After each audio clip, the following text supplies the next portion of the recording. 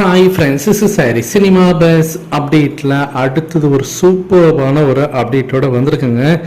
அதாவது உழைச்சா தான் இங்கே வந்து காசு பணம் சம்பாதிக்க முடியும். உங்களுடைய அந்த ப்ரொஃபஷனில் நீங்கள் நேசிக்கணும் அப்படின்றது தான் ரஜினி சார் அடிக்கடி அங்கங்கே சொல்லிகிட்டே இருப்பார். இந்த வயசுலேயும் இந்த மனுஷன் இப்படி உழைக்கிறாரு அப்படின்னு சொல்லிட்டு பல செலிபிரிட்டிஸ், பல விஐபிஸ் எல்லாருமே பேசி நம்ம வந்து கேள்விப்பட்டிருக்கோம். பல இன்டர்வியூவில் அதெல்லாம் பார்த்துருக்கோம்.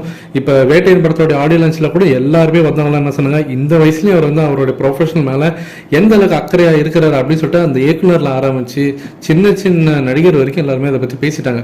ஆனால் அதை தாண்டி இப்போ இன்னொன்று சம்பவம் நடந்திருக்கு. கூலி படத்தோட ஷூட்டிங் விசாகப்பட்டினத்தில் நடந்திருக்கு. நம்ம எல்லாருக்குமே தெரியுமா, அங்கே வந்து ஒரு ஹார்பரில் பார்த்தீங்கன்னா ஒரு பெரிய சண்டை காட்சி வந்து படமாக இருந்தாங்க. நடுவில் கூட அந்த மழை பெஞ்சிருக்கும்போது அவர் மட்டும் அங்கே ஒரு சின்ன ஒரு இன்டர்வியூ கொடுத்துட்டு மீண்டும் பார்த்தீங்கன்னா ரஜினி சார் அங்கே ஷூட்டிங் வந்து கலந்துக்கிட்டாரு. நமக்கு தெரியும், இன்னைக்கு மீண்டும் போயிருக்காரு. ஒரு ஆடியோ லான்ச்சை முடிச்சுட்டு மீண்டும் இப்போ ஷூட்டிங் தான் கிளம்பி போயிருக்காரு. லாஸ்ட் வீக்கில் அங்கே வந்து ஒரு ஃபைட் சீக்வன்ஸ் வந்து எடுத்திருக்காங்க. முக்கியமான சண்டை காட்சிகள்லாம் இந்த ஷெடியூல்லே முடிக்கிறாங்களாம். ஸோ அந்த ஒரு ஃபைட் காட்சியில் வந்து ரஜினி சாருக்கு வந்து டூப் போட்டுக்கலாம், ரொம்ப கொஞ்சம் ரிஸ்க்காக இருக்கிற மாதிரி இருக்குது, அதனால் தலைவருக்கு அந்த மெனக்கடெல்லாம் நம்ம தர தேவையில்ல, டூப் போட்டுக்கலாம் அப்படின்ற மாரி லோகேஷ் கனகராஜன் தான் சொல்லுவேன். ரஜினி சார் வந்து வேண்டாம் நானே நடிக்கிறேன், என்னால் முடியாது அப்படின்னு சொல்லக்கூடிய சில விஷயங்கள் இருக்கும் இல்லையா, அதை மட்டும் நீங்கள் டூப் போட்டு எடுத்துங்க, மற்றெல்லாம் நானே பண்ணித்தரேன் அப்படின்ற மாதிரி சொல்லவே லோகேஷ் கனகராஜ் மிரண்டுட்டாராம். எப்படி நம்ம மட்டும் தேவையில்லாமல் ரஜினி சார் வந்து ரிஸ்க் எடுத்து ஏதாவது பண்ண விட்டுட்டு ஏதாவது பிரச்சனை ஆயிடுச்சுன்னா என்ன பண்ணுறதுன்னு பயந்துகிட்டே இருந்தாராம். ஆனால் ரஜினி சார் அந்த காட்சிகள் எல்லாமே அவர் வந்து நடிச்சு கொடுத்துருக்காரு.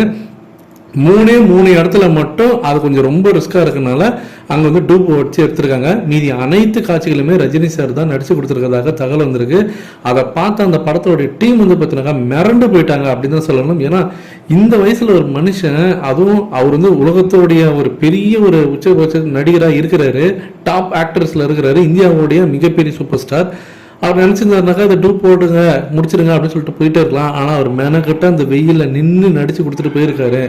அப்படின்னும் போது அவர் எந்த அளவுக்கு பார்த்தீங்கன்னாக்கா இந்த வயசுலேயும் உழைக்கிறாரு இந்த மனுஷன் அப்படின்ற மாதிரி தான் எல்லாருக்குமே தோணியிருக்காங்க. ஸோ அதை பார்த்து அந்த டீமே பார்த்தீங்கன்னாக்கா ரஜினி சார் அப்படி அப்ரிஷியேட் பண்ணியிருக்காங்க அந்த ஸ்பாட்லேயே. ஸோ இதுதான் தலைவர் அப்படின்னு நான் சொல்லுவேன். இதை பற்றி உங்களுடைய கருத்துக்கள் என்ன அப்படின்றத கீழே சொல்லுங்க ஃப்ரெண்ட்ஸ்.